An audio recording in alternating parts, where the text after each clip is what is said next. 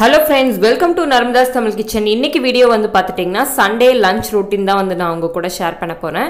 இதுல வந்து பார்த்துட்டீங்கன்னா நான் என்ன மாதிரி எல்லாம் ப்ரிப்பேர் பண்ணேன் லஞ்ச் அப்படிங்கற டீடைலும் இருக்கும். அதுக்கு அப்புறம் வந்து பார்த்துட்டீங்கன்னா நான் வந்து மார்னிங் எழுந்திரிச்சோனே ஒரு 11 o'clock போல ஷாப்பிங்கும் போயிருந்தேன். ஸோ ஷாப்பிங் போயிட்டு அதுக்கப்புறம் நம்ம நான்வெஜ் எல்லாம் வாங்கிட்டு வந்தோம். அதுக்கப்புறம் குக்கிங் ஸ்டார்ட் பண்ணோம். எப்படியெல்லாம் நான் ஸ்டார்ட் பண்ணுறேன் அப்படிங்கிறது பார்க்கலாம். ஃபஸ்ட்டு நமக்கு தேவையான பொருள் எல்லாமே வந்துட்டு நான் கட் பண்ணி எல்லாமே எடுத்து வச்சுட்டேன். நமக்கு கட் பண்ணி வச்சுட்டிங்கன்னா உங்களுக்கு ஈஸியாக வந்து வேலை முடிஞ்சிடும். இந்த தடவை பார்த்துட்டிங்கன்னா நான் வந்து மட்டன் ஃபிஷ் எல்லாம் வாங்கிட்டு வந்திருக்கேன். வீட்டுக்கு வந்து கெஸ்ட் வர போகிறாங்க. ஸோ வந்து அதுக்கு தகுந்த மாதிரி நாங்கள் ஒரு 10 பேர்த்துக்கு மேலே சமைக்கணும். ஸோ அதுக்கு தகுந்த மாதிரி நான் செஞ்சிட்ருக்கேன். ஒரு சட்டியில் வந்து பார்த்திங்கன்னா எண்ணெய் ஊற்றிருக்கேன், கடுகு, அப்புறம் கருவேப்பில், சின்ன வெங்காயம் ஆட் பண்ணியிருக்கேன். மீன் குழம்பு ஃபஸ்ட்டு முடிச்சிடலாம் அப்படின்னு சொல்லிட்டு நான் மீன் குழம்புக்கு தேவையானதெல்லாம் ரெடி பண்ணி வச்சுருந்தேன். ஸோ அதெல்லாமே ஆட் பண்ணி நான் வந்து இப்போ மீன் குழம்பு ப்ரிப்பேர் பண்ணிகிட்ருக்கேன்.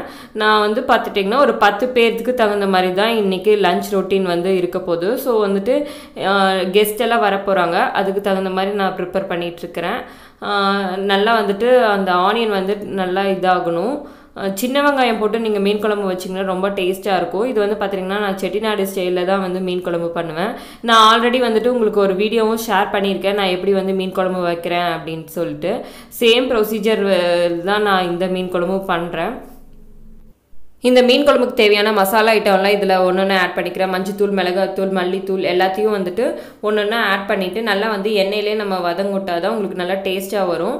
நல்லா வதங்கட்டும். கொஞ்சம் எண்ணெயும் நீங்கள் ஜாஸ்தியாக போட்டிங்கன்னா உங்களுக்கு மீன் குழம்புல லைட்டாக எண்ணெய் மிதக்கிற மாதிரி இருந்தால் ரொம்ப நல்லாயிருக்கும்.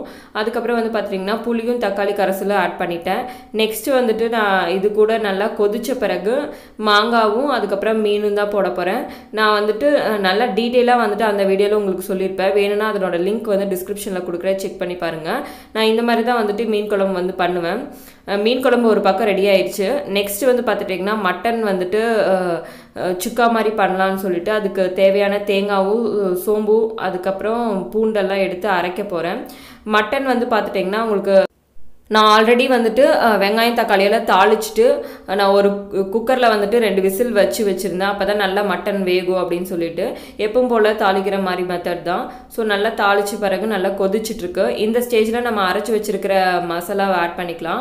உங்களுக்கு அந்த தேங்காயெல்லாம் ஆட் பண்ணும்போது அந்த சுக்காவே பாருங்கள் ரொம்ப ட்ரையாக வந்து நம்ம பண்ணணும் இந்த சுக்காவை. ஸோ வந்துட்டு நல்லா வந்துட்டு கொதிச்சிட்ருக்கு. இந்த ஸ்டேஜில் நல்லா நம்ம மூடி போட்டு வச்சிடலாம். உங்களுக்கு பாருங்கள் அப்படியே தண்ணி எல்லாமே வந்துட்டு உங்களுக்கு ட்ரையாகவே வரும். நல்லா ட்ரை பண்ணிக்கணும் இந்த இதை. உங்களுக்கு பார்த்துட்டிங்கன்னா இந்த அளவுக்கு வந்து எண்ணெய் வந்துட்டு ஃபைனலாக இந்த அளவுக்கு மிதக்கணும். ஸோ அந்த மாதிரி ஸ்டேஜில் வரைக்கும் நம்ம இது பண்ணிக்கணும். ஸோ அதுக்கப்புறம் வந்து பார்த்திங்கன்னா கொத்தமல்லி போட்டு ரெடி பண்ணிவிட்டேன். சுக்காவும் ரெடி ஆயிடுச்சு. நெக்ஸ்ட்டு வேறு என்ன வேலை இருந்துச்சு அப்படின்னு பார்த்துட்டிங்கன்னா சரி கொஞ்சம் பிரியாணியும் வேணும் அப்படின்னு சொல்லிட்டு மட்டன் பிரியாணி பண்ண போகிறேன். ஸோ இதை பற்றியும் நான் டீட்டெயிலாக வந்து நான் லிங்க் வந்து கொடுத்துருக்கேன், செக் பண்ணி பாருங்கள். நான் மட்டன் பிரியாணி எப்படி ப்ரிப்பேர் பண்ணுவேன்னு சேம் ப்ரொசீஜரில் தான் நான் வந்துட்டு இப்போவும் பண்ண போகிறேன். ஸோ ஸ்பைசஸ் எல்லாமே போட்டாச்சு. நெக்ஸ்ட்டு இது மட்டன் பிரியாணி அதுக்கப்புறம் இது 1 கிலோ மட்டன் எடுத்து வச்சுருக்கேன். அதுக்கப்புறம் வந்து பார்த்துட்டிங்கன்னா 1 கிலோ ரைஸ், சீரக சம்பா ரைஸ் தான் நான் வந்து போட போகிறேன். அதுக்கு தகுந்த மாதிரி எல்லாமே நான் வெங்காயம் தக்காளி எல்லாமே ஆட் பண்ணிக்க போகிறேன். ஆட் பண்ணிவிட்டு நல்லா வதக்கிக்கலாம். இஞ்சி பூண்டு பேஸ்ட் எல்லாம் போட்டிங்கன்னா ரொம்ப டேஸ்ட்டாக இருக்கும். ஸோ இந்த மாதிரி ஸ்டேஜில் இஞ்சி பூண்டு பேஸ்ட் எல்லாம் போட்டுட்டேன். நல்லா வதக்கியாச்சு. தக்காளியெல்லாம் ஆட் பண்ணிவிட்டு நம்ம வந்து மட்டன் வேகிறதுக்கு வந்து பார்த்துட்டிங்கன்னா தயிர் போட்டிங்கன்னா ரொம்ப நல்லாயிருக்கும். ஸோ தயிர் வந்துட்டு நான் ஆட் பண்ணிக்கிறேன். மட்டன் எல்லாமே போட்டுட்டேன். மட்டன் போட்டு நல்லா சாஃப்ட் ஆகிறதுக்காக தயிர் போட்டுட்டேன். இது நல்லா வந்து வேக வச்சுக்க போகிறேன். அப்புறம் வந்து நல்லா வெந்த பிறகு இதுக்கு தேவையான அளவு தண்ணி ஆட் பண்ணிவிட்டு அப்புறம் அரிசி வந்து பார்த்துட்டிங்கன்னா 1 கிலோ ரைஸ் எடுத்திருக்கேன். So 1 kilo rice 1 kilo mutton அதுக்கப்புறம் அதுக்கு தேவையான அளவு வந்து நமக்கு தண்ணி ஆட் பண்ணிக்க போகிறோம். அப்போ தான் வந்துட்டு உங்களுக்கு வேகிறது கரெக்டாக இருக்கும். சீரக சம்பா அரிசி போடுறங்காட்டி உங்களுக்கு சீக்கிரமாகவே பிரியாணியும் ரெடி ஆயிரும். பார்த்துட்டிங்கன்னா ஒரு 1/2 hour டைம்லேயே வந்துட்டு சூப்பராக வந்து பிரியாணி ரெடி ஆயிடுச்சு. இந்த மாதிரி நீங்கள் செஞ்சு பார்த்தீங்கன்னா ரொம்ப டேஸ்ட்டாக இருக்கும் இந்த பிரியாணி. நான் அதனோட லிங்க்கும் வந்து கொடுக்குறேன். நெக்ஸ்ட்டு வந்து பார்த்துட்டிங்கன்னா இது வந்து ஒரு 10 பேர் அளவுக்கு எங்களுக்கு வேணும். அதனால் வந்து அந்த அளவுக்கு நாங்கள் செஞ்சுருக்கோம். இது 10 பேர்த்துக்கு மேலேயே சாப்பிட்லாம். உங்களுக்கு வந்து பிரியாணி அதுக்கப்புறம் ஒயிட் ரைஸ் வேறு பண்ணுறோம். மீன் குழம்பு இருக்குது. அது அப்புறம் ரசமும் வைக்க போகிறோம். நெக்ஸ்ட்டு வந்து பார்த்துட்டிங்கன்னா மீன் வந்து வறுத்துட்ருக்கேன். ஸோ இந்த வஞ்சர் மீன் ஃபிஷ் ஃப்ரை, அதுக்கப்புறம் வஞ்சர் மீன் குழம்பு தான் வச்சுட்ருக்கேன். நல்லா வந்துட்டு 2 பக்கம் நல்லா ரோஸ்ட் பண்ணி எடுத்துக்கலாம். உங்களுக்கு நிறைய பேர் வரங்காட்டி கொஞ்சம் குவான்டிட்டியும் எங்களுக்கு நிறையா தேவைப்பட்டுச்சு. ஸோ வந்து நிறையா வறுத்தும் வச்சுட்டேன். உங்களுக்கு மீன் வறுக்கிற வேலையும் முடிஞ்சிருச்சு. நெக்ஸ்ட் வந்து பார்த்துட்டிங்கன்னா பிரியாணிக்கு கர்ட் ஆனியன் பண்ணிடலான்ட்டு வெங்காயத்தை நல்லா சின்ன சின்னதாக கட் பண்ணிவிட்டு தக்காளி, அதுக்கப்புறம் பச்சை மிளகாய், அப்புறம் புதினா கொத்தமல்லி எல்லாம் ஆட் பண்ணி கர்ட் ஆனியனும் ப்ரிப்பேர் பண்ணி வச்சாச்சு.